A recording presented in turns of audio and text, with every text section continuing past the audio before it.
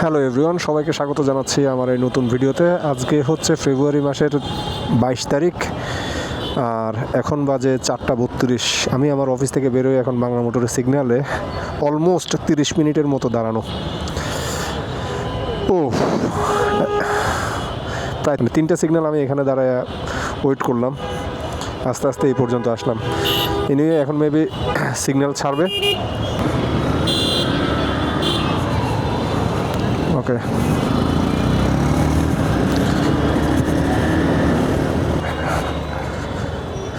সামনে সব টিভিএস।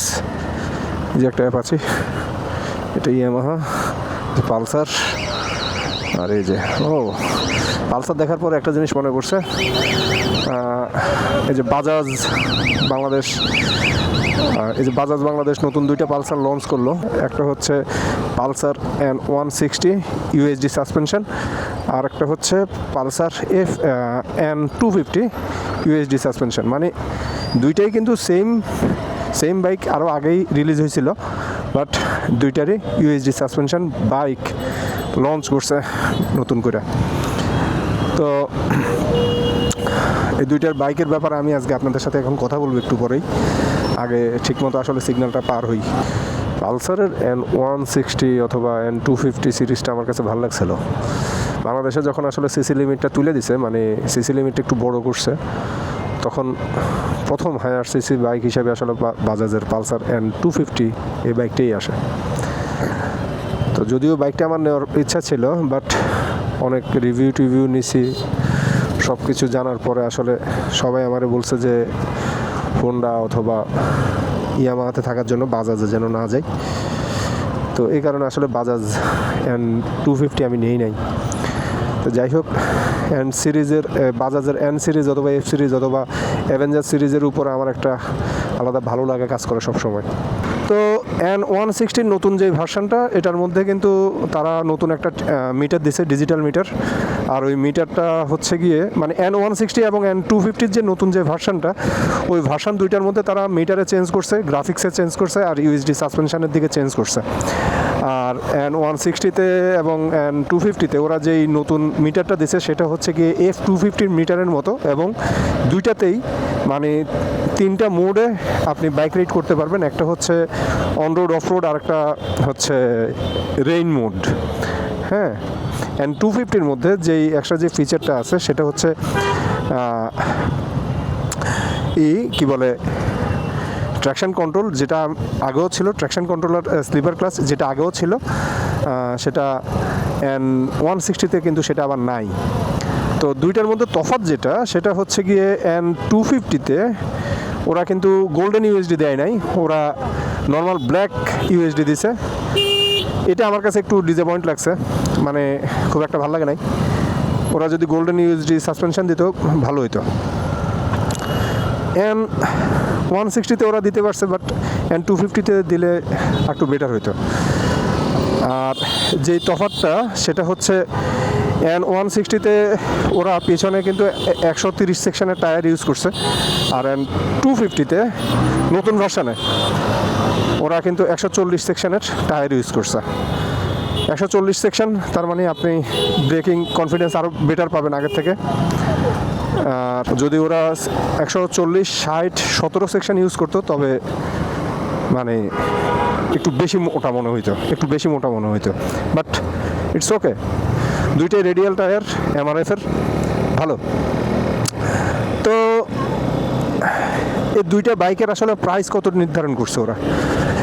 N160-তে ওরা প্রাইস নির্ধারণ করছে 2,80,000 অথবা 2,81,000 এরকম, আর N250-তে ওরা প্রাইস নির্ধারণ করছে 3,60,000। এটা বেশ ভালো একটা প্রাইস, আই থিঙ্ক ভালো লাগছে। যদি মানে আগেও মেবি এমনই প্রাইস ছিল, যদিও এখন ওই আগের ভার্সানের প্রাইসটা কমায় ফেলছে। আগের ভার্সানে কিন্তু ওদের যে মিটার কনসোল, ওইটা কিন্তু ওই রকম ডিজিটাল মিটার কনসোল ছিল না, নর্মাল মিটার কনসোল ছিল। আর এসে নতুনটাতে আসে ওরা দুইটাতেই মানে এই যে মিটার কনসোলটা ওরা ডিজিটাল দিছে, এবং turn by turn navigation, bluetooth connection দিয়ে দিছে। তো এখন আগে যেই ব্যাপারটা হইতো আমি যেমন হর্নেট ইউজ করি, তো হর্নেট 2.0 যখন আমি কিনি তখন কিন্তু আমার কাছে এই N160 অপশনটা থাকলেও মানে খুব একটা আসলে পদের মনে হয় নাই, কারণ ওই ইউএসডি সাসপেনশন যেহেতু আসলে ছিল না, তাই আসলে মানে ওই ইসের সাথে হোন্ডার সাথে আসলে কম্পিট করার সুযোগটা ওইভাবে আসলে পাই নাই। বাট এখন যেহেতু আসলে ইউএসডি সাসপেনশন দিয়ে দিছে, তো যার কারণে আসলে বেশ ভালো একটা অপশন তৈরি হয়ে গেছে এই হোন্ডার অল্টারনেট হিসেবে, মানে হর্নেট 2.0 অল্টারনেট হিসেবে। 2,81,000 বেশ ভালো একটা ডিল, যেহেতু আসলে ডুয়েল চ্যানেল এবিএস আছে, টার্ন বাই টার্ন নেভিগেশন আছে এবং ব্লুটুথ আছে, এবং দুইতেই কিন্তু ইউএসডি সাসপেনশন। বাট যে জিনিসটা হচ্ছে ম্যাটার সেটা হচ্ছে গিয়ে আসলে বাজাজের পালসারের যেই হিস্ট্রি টাঙ্কিতে জং ধরার, এই ধরনের ব্যাড হিস্ট্রি কিন্তু আবার হোন্ডাতে নাই। তো এনিওয়ে এই হচ্ছে ব্যাপার, আসলে যার যার পছন্দ তার কাছে। বাট আই থিঙ্ক বর্তমান যেই পালসারের যে N160 নতুন যে ভার্সানটা, এটা বেশ ভালোই করবে। ইভেন N250টাও বেশ ভালোই আসলে করতে পারে। বাকিটা আসলে পাবলিকের উপর নির্ভর করতেছে। আসলে আলটিমেটলি পাবলিকই ভরসা, পাবলিক কিনবে কি কিনবে না সেটা পাবলিক ভালো জানে। আরেকটা জিনিস আমি বলতে ভুলে গেছি, N160 এবং N250-র কালার ভেরিয়েন্ট কিন্তু খুব একটা আসে নাই বাংলাদেশে। দুইটারই একটা করে সিঙ্গেল কালার করে আসছে, অন্যান্য কালারগুলো আসে নাই। দুইটারই কিন্তু ওই ব্ল্যাক ভেরিয়েন্টটা আসছে বাংলাদেশে।